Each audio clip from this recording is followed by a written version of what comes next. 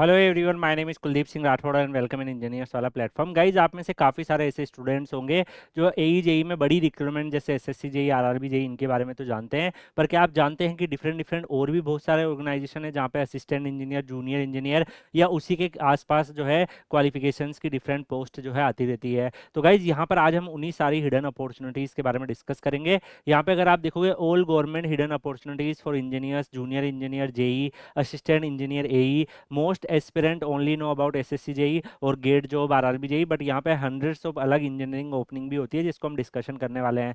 जैसे अगर हम फर्स्ट बात करें SSC JE state JE AE exam, तो आपको पता ही होगा SSC JE civil mechanical electrical में होता है। State PCS, AE JE, RPSC, BPSC, MPPCS, UPPCS, ETC, department PWD, water resource, irrigation, housing boards.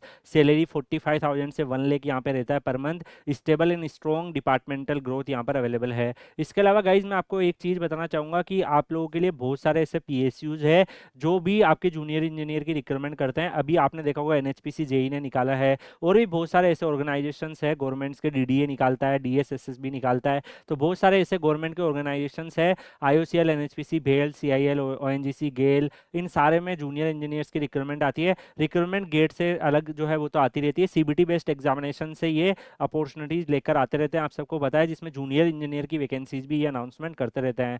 इसके अलावा रिसर्च एंड साइंटिफिक ऑर्गेनाइजेशन जो है उसमें भी बहुत सारे, जैसे इसरो, डीआरडीओ, बार्क, इसमें साइंटिफिक ऑफिसर, टेक्निकल असिस्टेंट, जिसमें अगर आप देखोगे सैलरी स्लेब एई जेई के इक्विवेलेंट ही रहता है, क्वालिफिकेशन भी ऑलमोस्ट सेम रहता है। इंजीनियर बीसी लेवल की वैकेंसीज आती है, अलग अलग सैलरी स्लेब बनते हैं। देखो यहाँ पे जो स्लेब है वो 35,400 से भी बनता है, 56,000 से भी बनता है, वेरी करता है, अलग अलग पोस्ट के हिसाब से वो वेरी करता है यहाँ पे। इसके अलावा आईआईटीज एनआईटीज में काफ़ी स्टूडेंट को ये बिल्कुल पता नहीं है, ये बिल्कुल हिडन अपॉर्चुनिटीज है। अभी एनआईटी कुरुक्षेत्र ने निकाला था, एनआईटी आपने देखा होगा जालंधर ने निकाला था, वहाँ पे जूनियर इंजीनियर की वैकेंसीज आती है। वहाँ पर वो लोग भी 30-35 ऐसी वैकेंसी निकालते रहते हैं, सैलरी स्लेब भी सही रहता है, और ये ऑफिशियल पोर्टल से रिक्रूटमेंट करते हैं जेई। और यहाँ पर पीसफुल एकेडमिक इन्वायरमेंट, 7th पे कमीशन पक्ष के हिसाब से यहाँ पे रहता है। इसके अलावा central like engineering departments like CPWD, MES, BRO, DGQA, CWC, railway, ये सब में भी आता रहता है। इसमें एसएससी जेई, यूपीएससी, ईएसी, इन सब से तो आप सबको पता है होती है। बट यहाँ पे कुछ डिपार्टमेंटल एग्जाम भी ये कंडक्ट कराते हैं, और उसमें फिर जूनियर इंजीनियर्स वगैरह को भी, असिस्टेंट इंजीनियर्स को भी रिक्रूटमेंट कर लेते हैं।